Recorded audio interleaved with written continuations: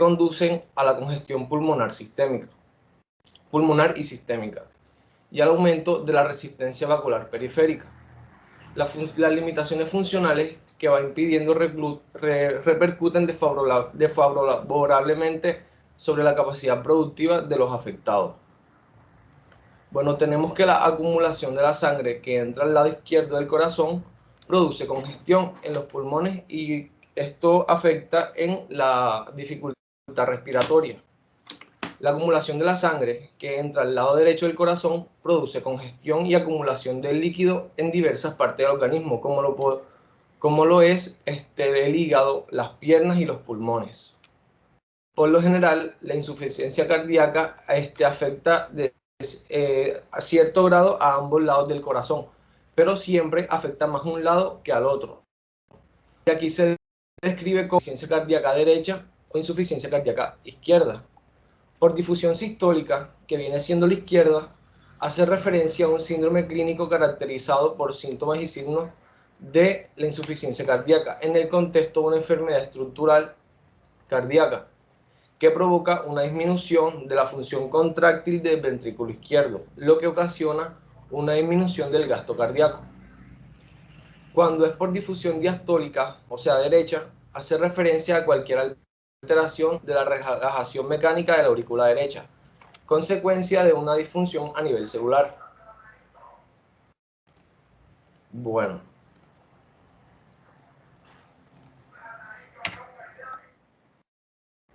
Como etiología, tenemos las causas más comunes de la insuficiencia cardíaca, como lo es la enfermedad arteria coronaria y la hipertensión arterial. Con respecto a la enfermedad de la arteria coronaria, pues este es un estrechamiento o bloqueo de los pequeños vasos sanguíneos que suministran sangre y oxígeno al corazón. Esto puede debilitar, o sea, cuando no le llega la sangre suficiente y oxigenada al corazón, debilita el miocardio, ya sea a largo plazo o repentinamente. En cuanto a la hipertensión arterial, tenemos que la presión arterial alta hace trabajar más al corazón, al igual que cualquier otro músculo del cuerpo se someta a un exceso de ejercicio. El corazón aumenta de tamaño para poder realizar su función normal.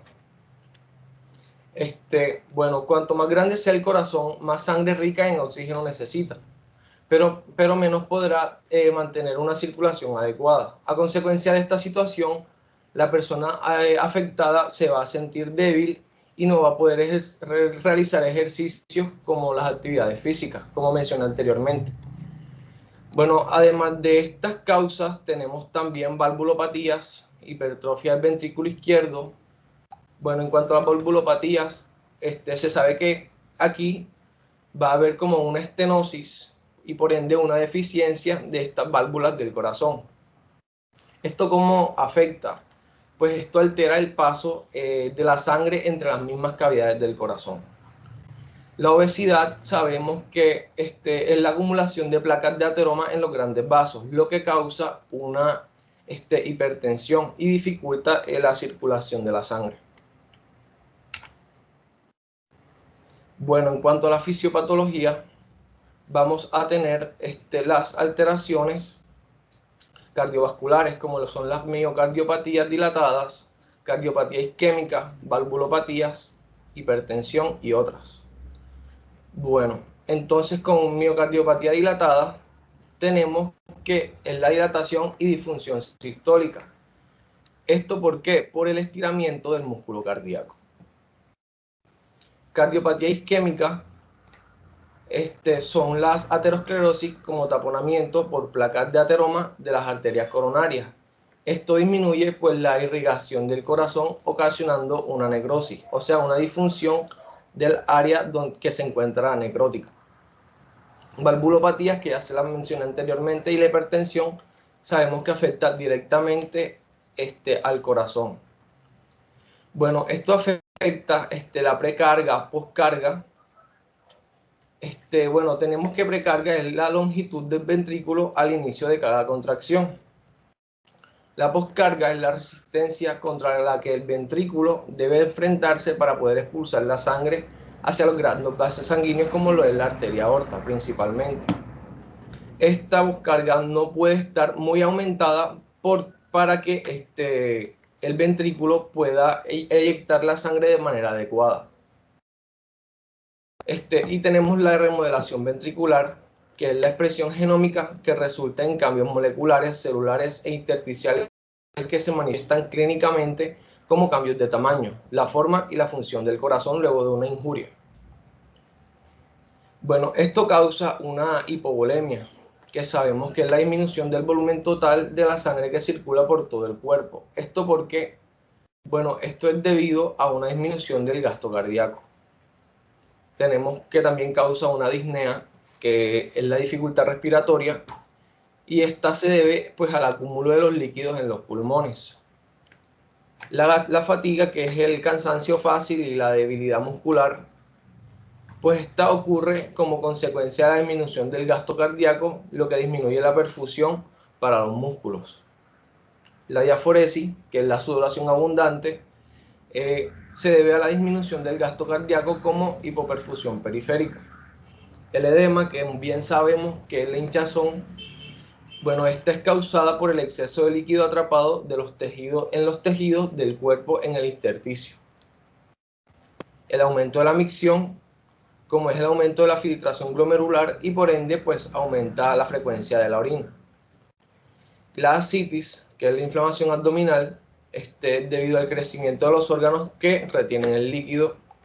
La ortopnea, que es la disnea que ocurre en posición de cúbito, es decir, acostado. Bueno, esto se va a dividir en insuficiencia cardíaca derecha e izquierda, como mencioné anteriormente. En la derecha vamos a ver el aumento de presiones, regurgitación yugular, el reflejo hematoyugular, el edema que ya mencioné, nicturia, las retracciones musculares, ascitis, hepatomegalia e hipertensión portal. En cuanto a la izquierda, vamos a tener la ortopnea, la hipovolemia, que ya la mencioné, la cianosis, que esto es debido a que no llega la sangre suficiente a las extremidades del cuerpo, como las superiores e inferiores. Estertores y la tos nocturna.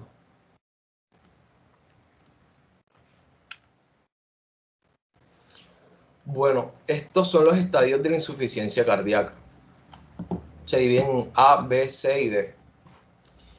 En el estadio A vamos a tener pacientes con alto riesgo de presentar una insuficiencia cardíaca por la presencia de las condiciones que más frecuentes se estén asociadas con el desarrollo de esta entidad, de esta patología.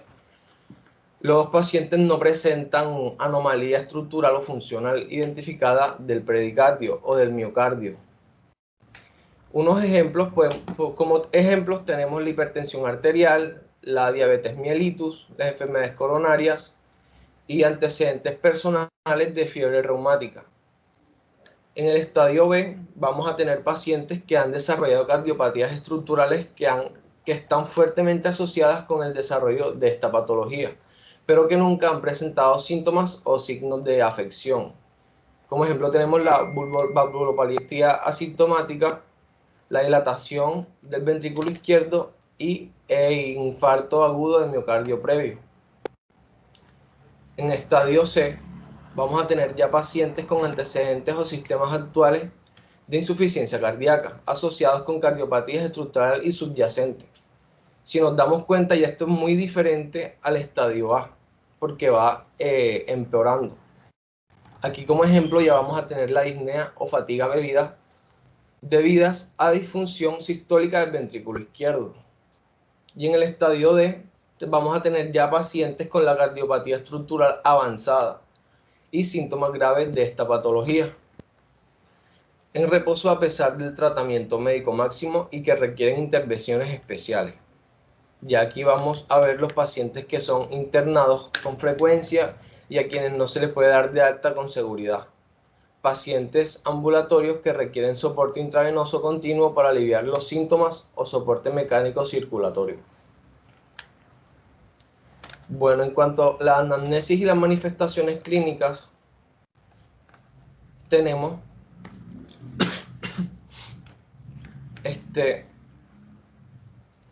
que, bueno, en la anamnesis se le va a preguntar al paciente, pues si tiene antecedentes personales de cardiopatías, o sea, se le va a hacer el estudio, si tiene algún historial de antecedentes de estas patologías, de diabetes, hipertensión arterial, o si algún familiar tiene una de estas antecedentes.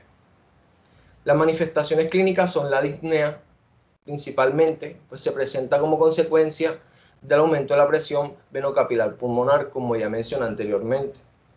La ortopnea, que es la disnea que ocurre en posición de cúbito e implica el grado mayor de congestión pulmonar, debido a que la sangre, sabemos que la sangre normalmente se acumula en las venas de las piernas y vuelve a entrar en el torrente sanguíneo. La disnea paroxística nocturna, que ocurre en posición de cúbito también, pero por lo general no ocurre en forma inmediata al acostarse el paciente, sino que transcurre algún tiempo hasta su aparición. La fatiga, que es el cansancio fácil, y la debilidad muscular ocurren como consecuencia de la disminución del gasto cardíaco. A medida que avanza la enfermedad, el paciente se vuelve asténico, adinámico y es somnolente frecuentemente. Vas a ver oliguria, que es la disminución de la perfusión renal, edemas, que es la retención de líquidos, que indica un aumento de la presión venosa central por la disfunción del ventrículo derecho. Está también la pérdida de peso, que ocurre en la insuficiencia cardíaca crónica y que indica la severidad de la enfermedad. Se relaciona con la disminución de la ingesta calórica y proteínica, la mala absorción de los nutrientes por edema de la membrana mucosa intestinal. Doctor Sigo.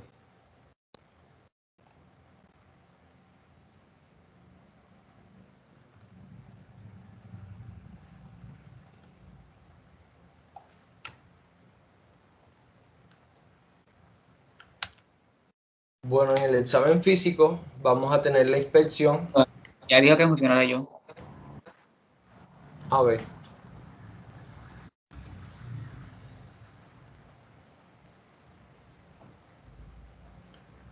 Puedes dejar la diapositiva porque ya es lo último.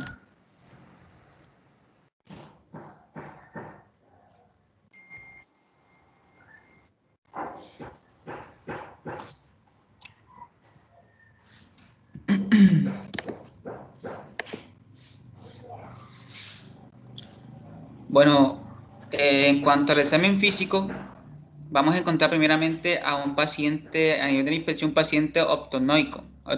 ¿Qué quiere decir? Que el paciente a nivel entonces en una sala va a estar de urgencia, por ejemplo, va a estar en piso, se va a encontrar sentado, semiflexionado, con unas almohadas detrás de la espalda. Esto para disminuir así la dificultad para respirar. Vamos a encontrar también la piel del paciente pálida y fría, y esto se debe a la vasoconstricción de los vasos sanguíneos, ya que no llega suficiente riego sanguíneo hacia las partes distales. La taquicardia también se va a encontrar, pero esto es un poquito como que no dice de insuficiencia cardíaca, a menos que ya haya un problema a nivel de la...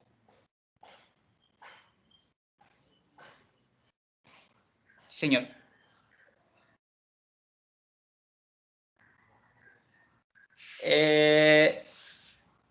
A menos que exista un problema a nivel de una conducción cardiopulmonar. También vamos a tener una presión arterial convergente, que quiere decir que la tensión arterial sistólica y la diastólica, aunque esto no sé tanto así, sino es por medio de un tensiómetro, vamos a ver que la tensión arterial sistólica y diastólica van a estar muy próximas y puede indicar lo que sería una insuficiencia cardíaca.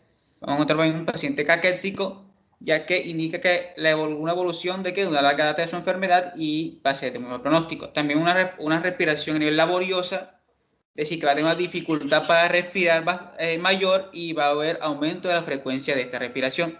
Vamos a encontrar igualmente cianosis y también vamos a encontrar tos. Y a nivel ya aquí de la palpación, entonces, ¿qué vamos a hacer? Se va a palpar el pulso arterial, que va a indicar algunas características en cuanto a entidades clínicas. Por ejemplo, esto nos puede decir sobre valvulopatías, también sobre una coartación de la aorta, igualmente de un pulso paradójico. Entonces, ¿qué tienen que tener en cuenta aquí? Que estas tres nos van a hablar si existe un tromboembolismo pulmonar, También puede decir necesita un tamponamiento cardíaco o un síndrome a nivel de, o un problema a nivel, un síndrome, un problema a nivel de la vena cava inferior. Entonces, es por ello que en este caso el pulso debe siempre realizarse y tenerse mucha precaución para detectar este tipo de alteraciones. La palpación a nivel del latido apreciado en el quinto espacio intercostal, línea parasternal izquierda, se debe tener en cuenta ya que puede indicar o que será un crecimiento ventricular izquierdo. También se palpa el abdomen para buscar una hepatomegalia, ya que el abdomen se va a encontrar blando, doloroso y variable, pudiendo Te latir en invito relación a, con la cista. escúchame, te invito a que haga una pausa tranquila. Lo que yo le estoy escuchando lo está enredando usted solo. Tiene que tener presente que todo eso que está diciendo seguramente es correcto, pero lo que usted está haciendo es que está enredando usted mismo el tema. ¿Sí? Cálmese, nadie lo está acusando, nadie lo está acelerando. Yo ni siquiera ahora, inclusive por eso le escribí para no interrumpirlo, pero vamos a tranquilizarnos, organice sus ideas en su cabeza y haga una presentación más organizada. Porque está hablando de todo, lo está mezclando, no está explicando el porqué de cada cosa y está dando mucha información que va a generar confusión en sus compañeros. ¿Ya? Entonces, la idea no es recitar todos los hallazgos que hay en la inspección, sino que usted se vaya hablando de uno, vaya explicándolo y después va pasando al otro. ¿Le parece? Sí, señor. Ok. Bueno, entonces inicio nuevamente.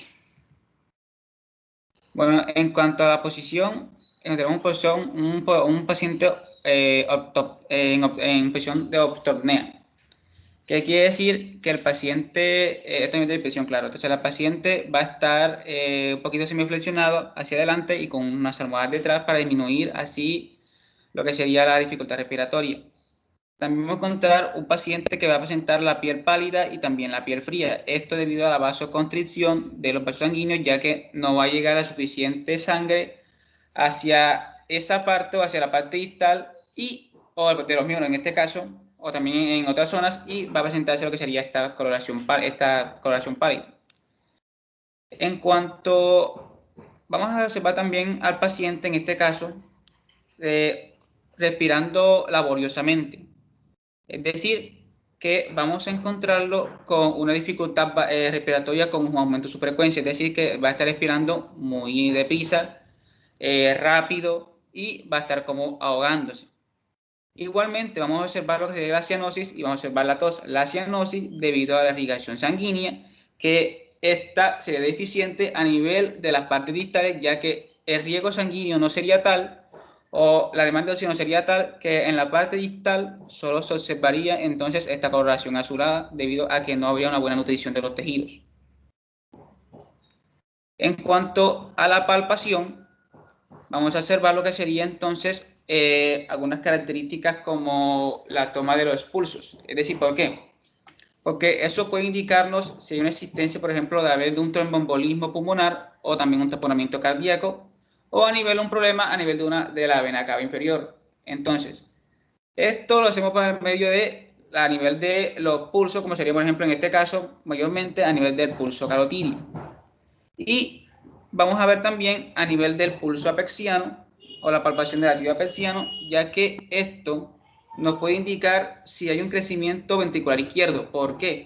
Porque al haber mayor trabajo cardíaco, el ventrículo izquierdo es el que mayormente va a estar afectado, ya que su contracción va a ser disminuida, llevando a que no lleve suficiente sangre a los tejidos, es decir, que sangre no va a estar oxigenada, pero va a ser en poca cantidad y va a llevar a que se produzcan varios problemas, como en este caso podría ser la hepatomegalia, también podría ser a nivel la nicturia, también podría ser a nivel renal, entre otras. Entonces, en este caso se va a palpar también, como dije anteriormente, igualmente va a detectar la hepatomegalia, ya que a nivel del hígado, vamos a encontrar que este se va a encontrar aumentado de tamaño. ¿Por qué? Porque ahí se va a acumular la sangre por parte a nivel de la vena porta, ya que va a haber una hipertensión portal igualmente, y también la sangre que regresa o que viene del ventrículo izquierdo va a pasar ahí, no va a salir, y ahí se vaya acumulando. Es decir, esa acumulación de sangre va a llevar a que se aumente el tamaño del hígado, y también nos puede llevar también a la ascitis. ¿Por qué la ascitis? Porque la ascitis es también acumulación de líquido en una cavidad peritoneal, y esta cavidad peritoneal lo que va a hacer es que aumente de tamaño, y como se encuentra el hígado a nivel de la cavidad abdominal, se va a observar el aumento de tamaño del abdomen. En cuanto a la auscultación, vamos a observar lo que serían los estertores pulmonares, ya que este es un signo de que se presenta o hay líquido a nivel de los pulmones. ¿Por qué?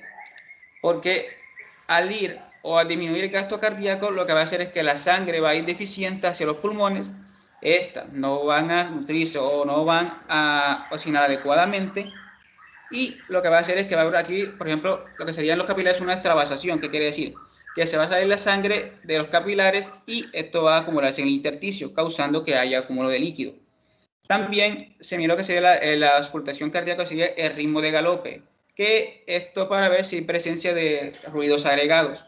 Y también la aparición de lo que sería de soplos, ya que esto podría ser a partir de una regurgitación mitral o una regurgitación tricuspidia, aunque también esto está más asociado a lo que serían las valvulopatías, como explicó mi compañero. Y esto es clave aquí en este caso, la dilatación que corresponde al ventrículo izquierdo.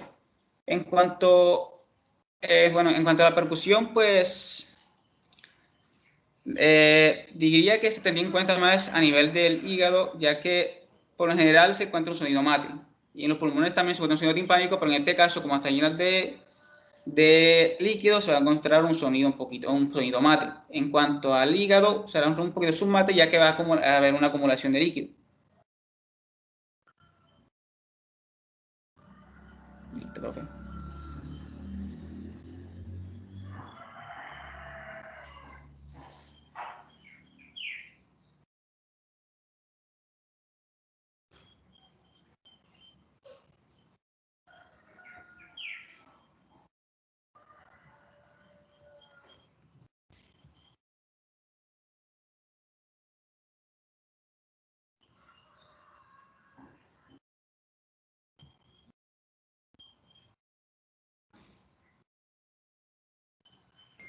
Listo.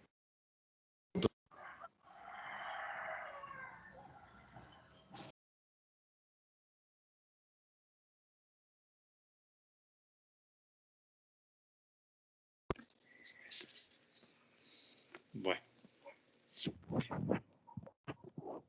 les hago una pregunta.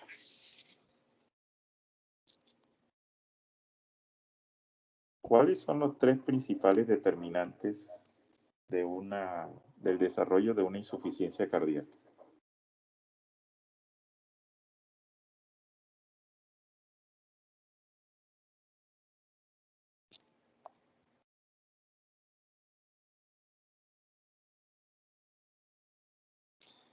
Teniendo en cuenta que la insuficiencia cardíaca tiene dos formas de presentación, una forma aguda y una forma crónica y progresiva. ¿Sí? ¿Por qué quitan la presentación siempre? Colóquenla otra vez, por favor.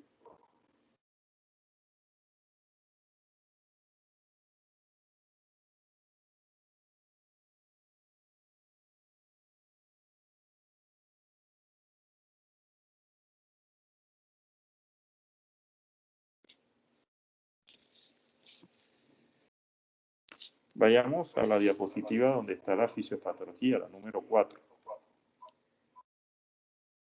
Ahí. Colóquela en modo presentación, por favor.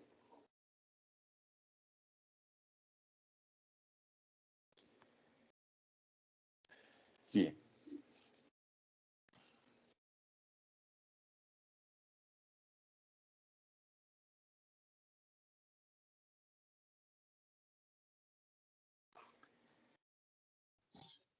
Profe, Dígame. bueno, entonces, los determinantes, según lo que hemos leído, entonces sería, en este caso, la hipertensión, que está No, asociada esas son entonces causas. No, también esas son sería causas. un ataque cardíaco, sería, por ejemplo, un infarto de miocardio, una valvulopatía, y No, no, que esto va a llevar entonces a una, por ejemplo, si una cardiopatía, que es el agrandamiento del corazón. no, no, no. Esas son causas. Yo no le estoy preguntando causas. Estoy preguntando los factores que determinan. Ya. Son tres. Tenemos daño secundario, que ahí usted tiene las alteraciones cardiovasculares. ¿Sí? Cualquiera sea la causa. ¿Sí? Remodelación del ventrículo en contexto de un infarto. Alteraciones de la contractilidad en el contexto de un infarto, como lo mencionaron ayer. Una miocardiopatía hipertrófica, una miocardiopatía dilatada. ¿Ya? Preguntar algo. O sea, la pregunta se refiere a los determinantes que llevan a la insuficiencia cardíaca. Correcto, doctor. Que yo no los veo expresados ahí y son muy importantes. De hecho, sí están expresados, pero están enredados. Porque la etiología no tiene punto de discusión. Cualquiera de las cosas que produce eso, ya son muchas. ¿Ya? Son muchas las causas.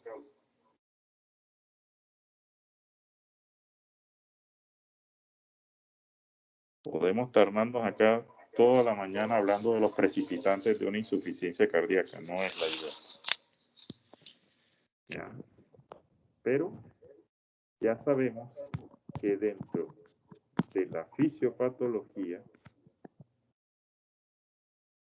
los factores que determinan la presencia de una insuficiencia cardíaca, primero está el daño secundario sobre el miocardio.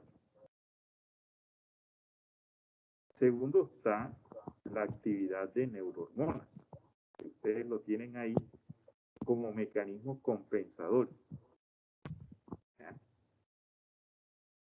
Donde obviamente hay un aumento de la actividad del sistema nervioso simpático, hay una remodelación endotelial, o sea que hay una actividad aumentada de la endotelina, hay una actividad excesiva del péptido natriurético cerebral y hay una respuesta inflamatoria, ¿eh?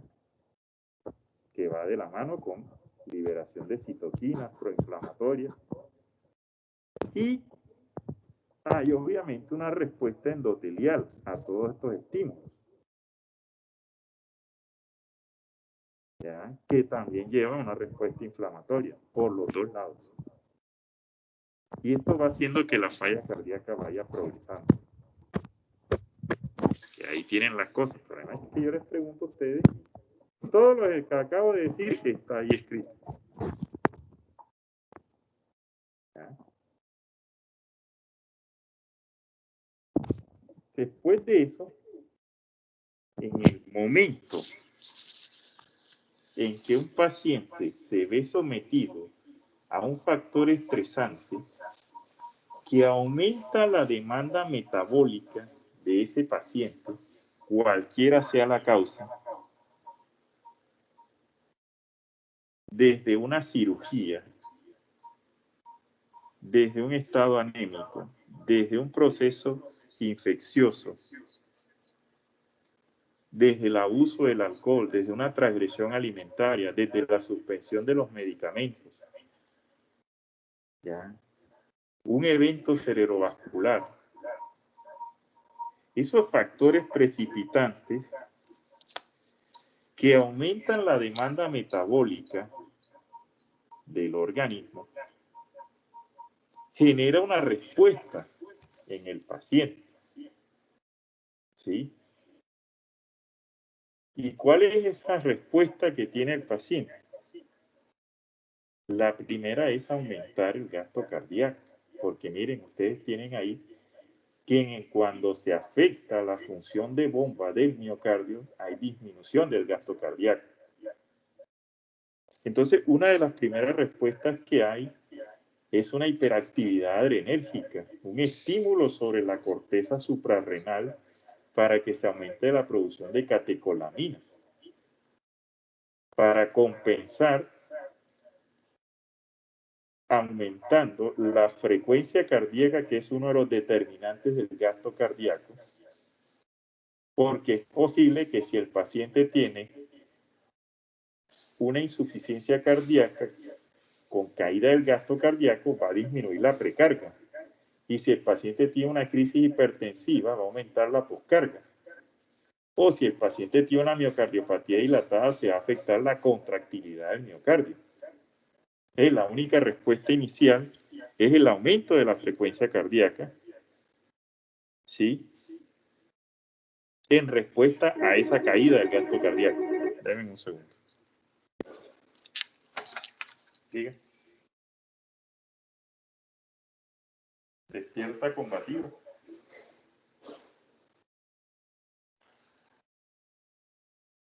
Dile al aficio que le tome unos gases y vemos a ver si está. Porque iba pidiendo Dexmedeto. Y iba pidiéndole Dexmedeto y vemos de acuerdo si le iniciamos. Bien.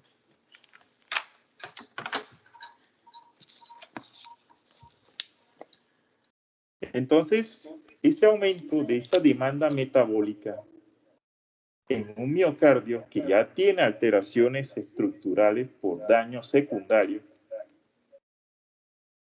ese aumento que inicialmente no puede ser suplido por la función cardíaca alterada, va a generar alteraciones en la perfusión del miocardio mismo.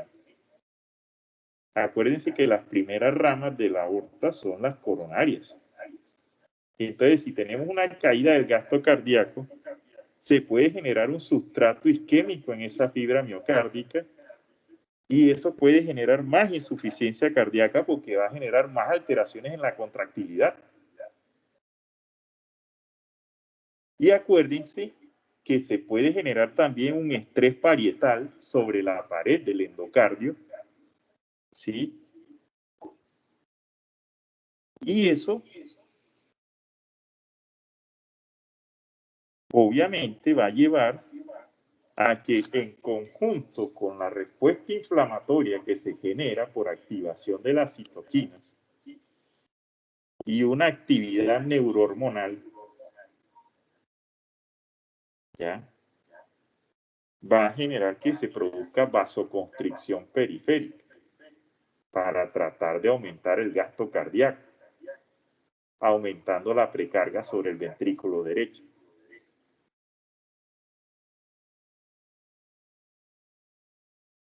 Y además de eso, a nivel del glomérulo, se va a disminuir la tasa de filtración glomerular por hipoperfusión y en respuesta a la caída del gasto cardíaco.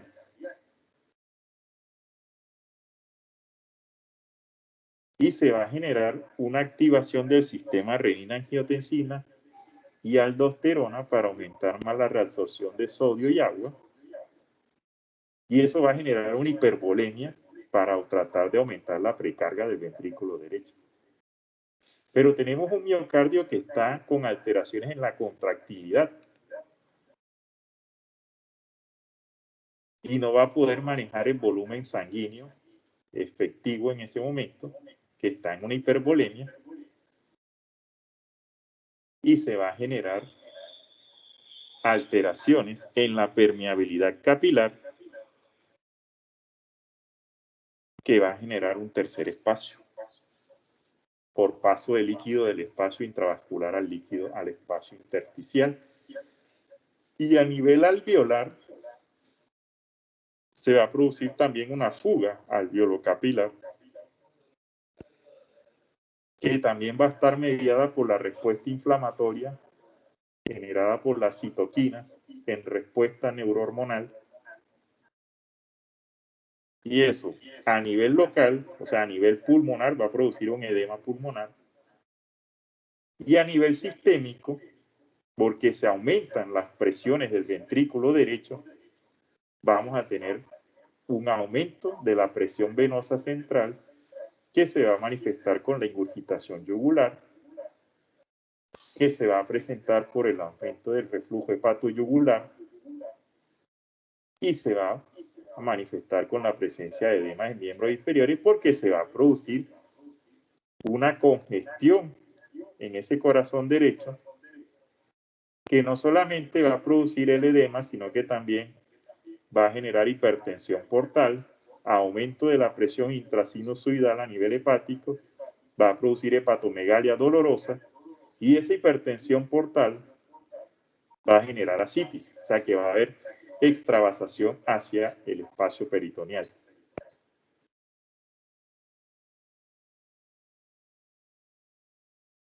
Entonces vamos a tener un paciente con edema, ascitis,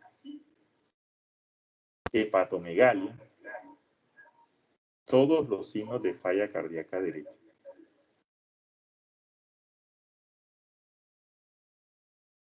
Es difícil esto, ni siquiera ustedes pueden interpretar su propia diapositiva.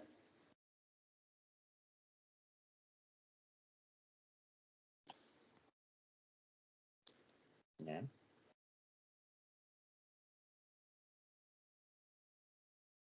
Les pregunto, en el contexto de una insuficiencia cardíaca derecha, ¿qué significa nicturia y por qué se produce?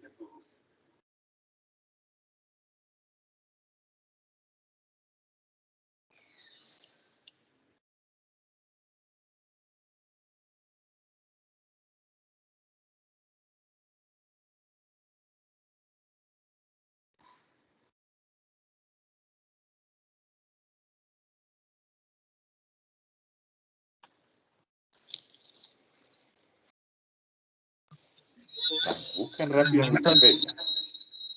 No. Aumento de orina en la noche, y esto se debe a que durante la noche van a disminuir el nivel de oxígeno, disminuye el tono simpático, y entonces va a mejorar a nivel y va a mejorar lo que sería la perfusión renal, es decir, la llegada de sangre hacia el riñón, aumenta la filtración glomerular y esto hace que haya mayor orina en la noche. No.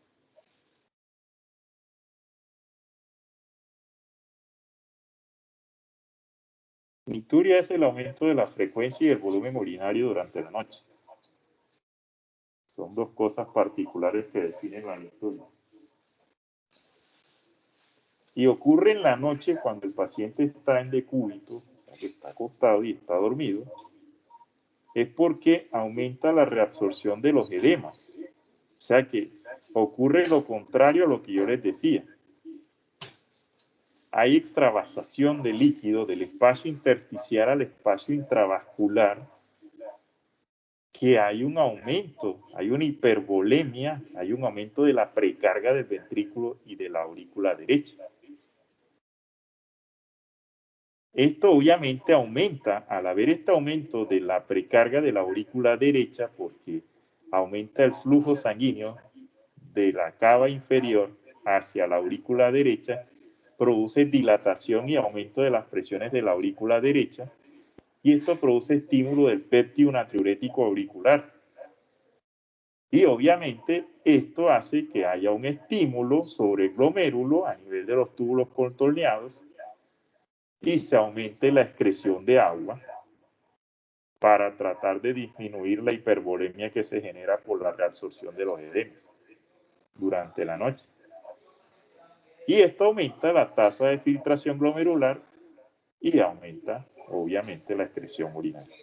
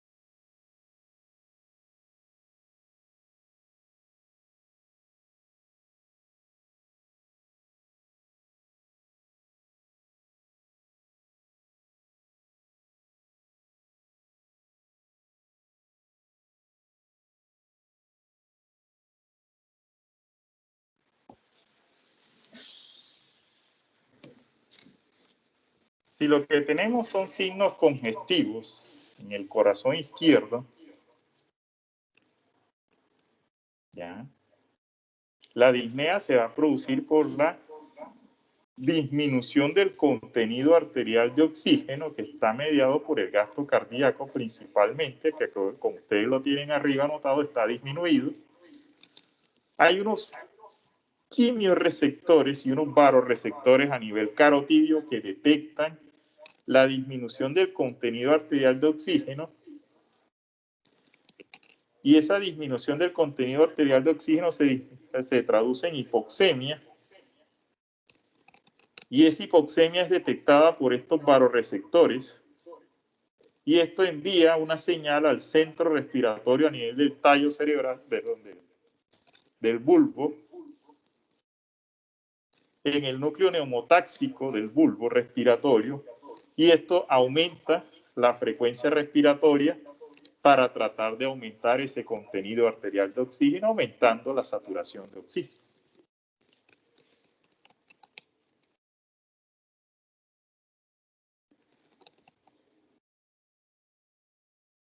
La ortopnea está relacionada con ese leak capilar o esa fuga alveolocapilar que hace que se congestione el alveolo por aumento de la presión hidrostática a nivel capilar y haya trasudación de líquido hacia el espacio intraalveolar.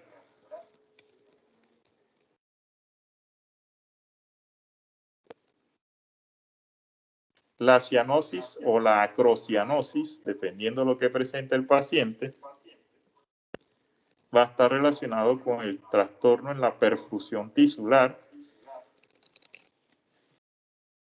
y el reclutamiento de volumen sanguíneo de zonas distales para tratar de garantizar un adecuado gasto cardíaco hacia corazón, pulmón, riñón y cerebro. La tos nocturna tiene que ver con la disnea paroxística y con la ortornea, porque al producirse congestión a nivel alveolar por trasudación de líquido del espacio intravascular hacia el espacio intraalveolar, uno de los mecanismos de defensa que tiene el epitelio respiratorio es activar el epitelio con sus cilios y tratar de expulsar. Esa tos nocturna va a estar acompañada de expectoración, porque así como trasuda líquido, también trasudan eritrocitos. Entonces vamos a tener una expectoración asalmonada. Y esa congestión a nivel alveolar va a producir turbulencia de flujo inspiratorio y vamos a escuchar los estertores. Y ese mareo y esa fatiga puede estar relacionada con la hipoperfusión que se genera por la caída del gasto cardíaco y disminución del volumen sanguíneo efectivo hacia el cerebro y disminución de la presión de perfusión cerebral. Difícil esto, muchachos.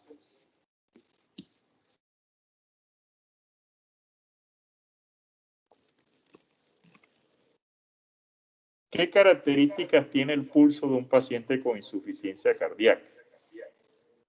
Pregunta para los doctores que hicieron la presentación.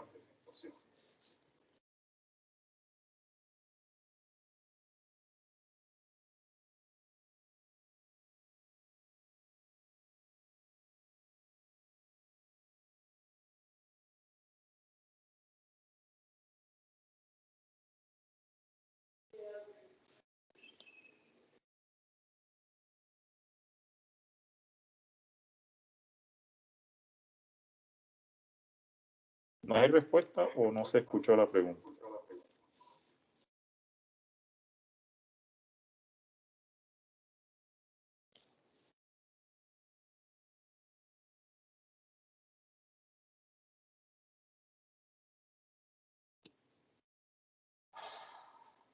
No hay respuesta. Ok.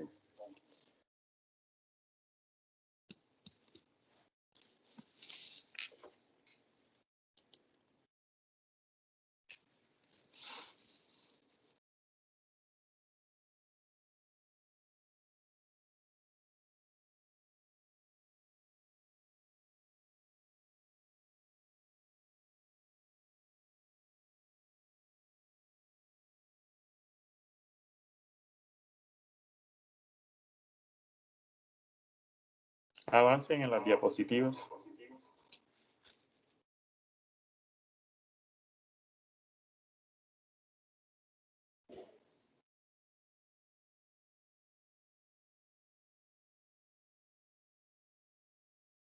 Avance.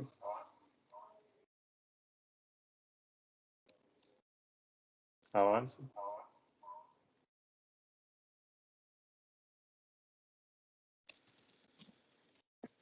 ¿Qué cambios hay en la percusión de paciente con insuficiencia cardíaca?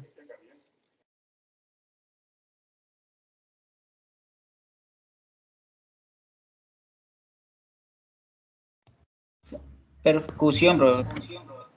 Percusión.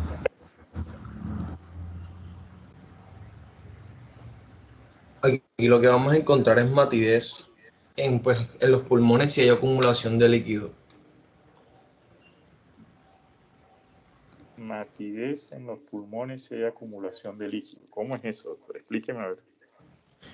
Porque normalmente en los pulmones percibimos pues es timpánico, ¿cierto? Entonces por la acumulación de líquido No, se va eso no a es cierto. percibir. No sé quién le dijo eso, pero yo no fui.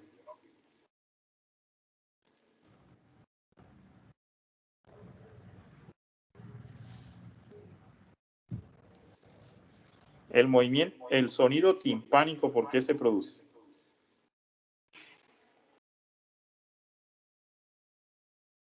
Al percutir, ¿qué cosa? Una cavidad hueca. Y los pulmones son huecos.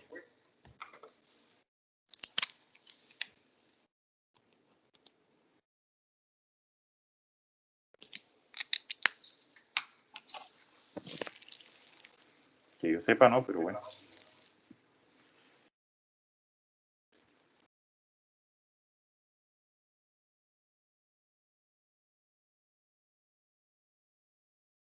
Pregunta. ¿Puede haber aumento de la matidez cardíaca en un paciente con insuficiencia cardíaca?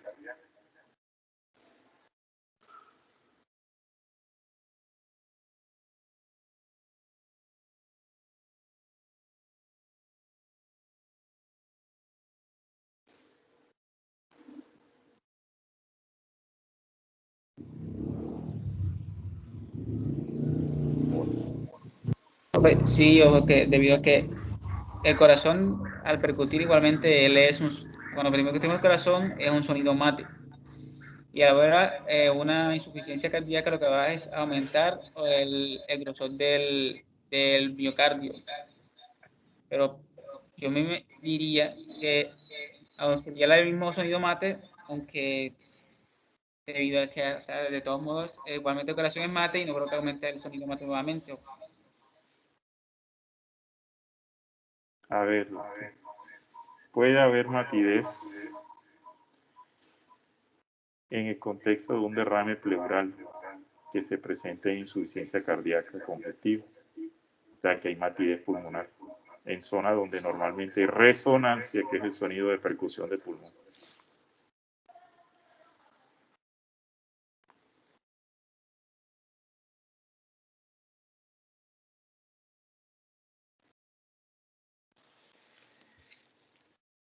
Puede haber aumento de la matidez cardíaca en contexto de un derrame pericárdico. Así como hay ascitis, así como hay derrame pleural, también hay derrame pericárdico asociado a una insuficiencia cardíaca. Y eso puede producir aumento de la matidez cardíaca.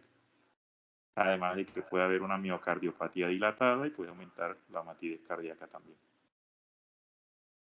El choque apexiano está desplazado por la miocardiopatía dilatada. Puede haber presencia de latido paraesternal derecho por dilatación del ventrículo derecho o hipertrofia del mismo. A la auscultación que encontramos en la insuficiencia cardíaca. Pregunta.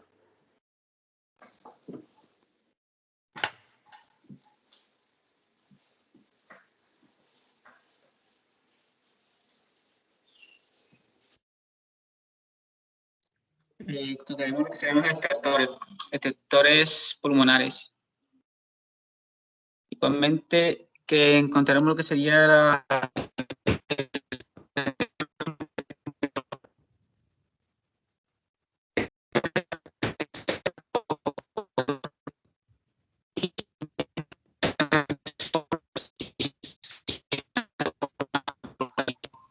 No le entiendo, doctor. Se escucha su voz entrecortada. No sé si soy yo acá o el resto también.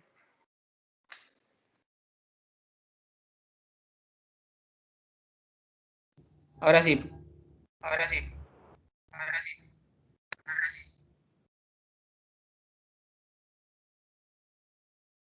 Bueno, entonces, en cuanto a auscultación, encontramos lo que serían entonces los estertores pulmonares. También a nivel cardíaco encontramos que sea ritmo de galope, que será por la presencia de tercer o un cuarto ruido. Y soplos debido a valvulopatías, ya sea a nivel mitral o a nivel tricuspidio. Aunque también puede ser también a nivel pulmonar y a nivel aórtico.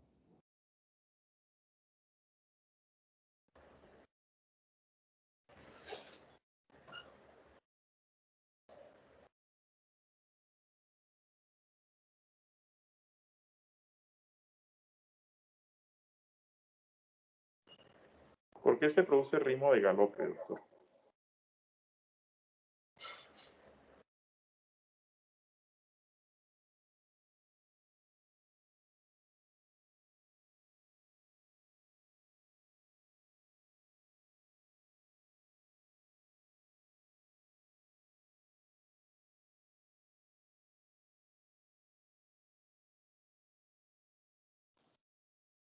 Bueno.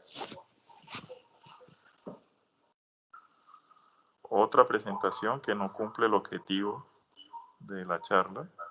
Su nota es de 280.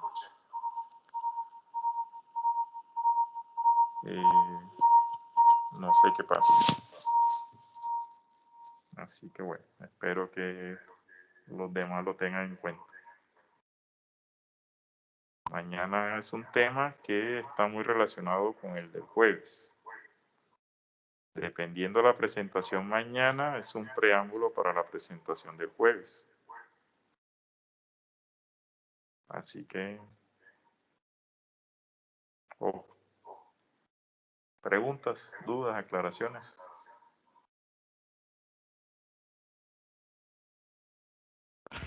Doctor, una preguntita con respecto a mi exposición, que es taponamiento cardíaco. Usted sabe que Sí. de allí se originan muchas otras complicaciones. O sea, ¿usted quiere o usted recomienda, con respecto a las preguntas que usted hace, estudiar todas las complicaciones que se derivan de ese taponamiento?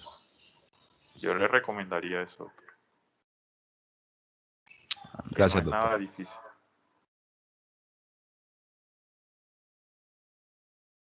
¿Cuál es la principal complicación del taponamiento?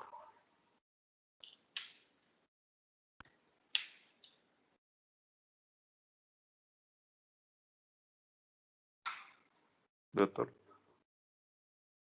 La insuficiencia cardíaca, doctor.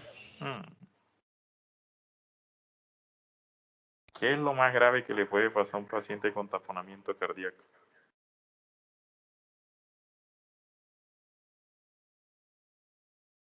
Que se puede morir, doctor. Un paciente con un taponamiento cardíaco se puede morir. Imagínese usted lo grave que puede llegar a ser eso. Hay 5T. Las 5T terroríficas que les digo yo. Donde una de las T es el taponamiento cardíaco. Otra de las T es la trombosis coronaria. Otra de las T es el neumotórax a tensión. Otra de las T es el tromboembolismo pulmonar. Y obviamente el trauma no está metido acá, así que no está. Pero de las 5T que matan a una persona, que le pueden producir una parada cardíaca, nosotros estamos revisando 4. Ahí en eso es lo importante. ¿Usted qué cree, doctor? ¿Revisar las complicaciones de un taponamiento cardíaco es importante o no es importante? Claro que sí, doctor. Ok, muy bien. ¿Por qué? Porque tiene mucha relación con la fisiopatología de la enfermedad, así que no debe ser un trabajo extra porque usted las puede sacar de taquito, como dice.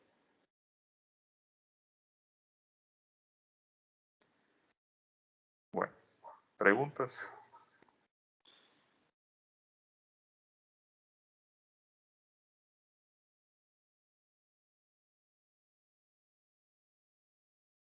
Bueno, Doctor, sí. Para dígame. recordar, por favor, el nombre del libro para neumonía grave de la enfermedad. Ah, el libro. Ya yo le escribí. Sí, sí. Miércoles. Es que es un libro solo de neumonía de la comunidad. No hay problema que esté en inglés. No, no hay problema. Ok. Ok, gracias, doctor. ¿Cómo hacemos, doctor? Hagamos un favor.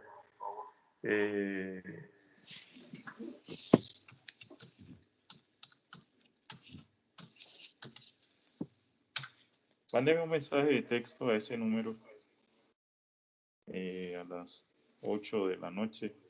Doctor, le recuerdo el libro de neumonía para que yo se lo mande. Yo tengo el disco duro externo en mi casa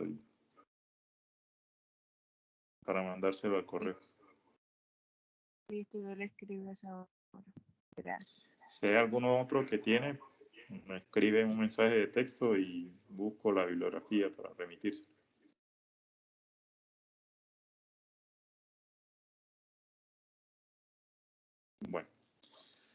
Bueno muchachos, que tengan buen día. Nos vemos mañana. Igualmente, doctor. Hasta luego, doctor. Gracias. Bye. No.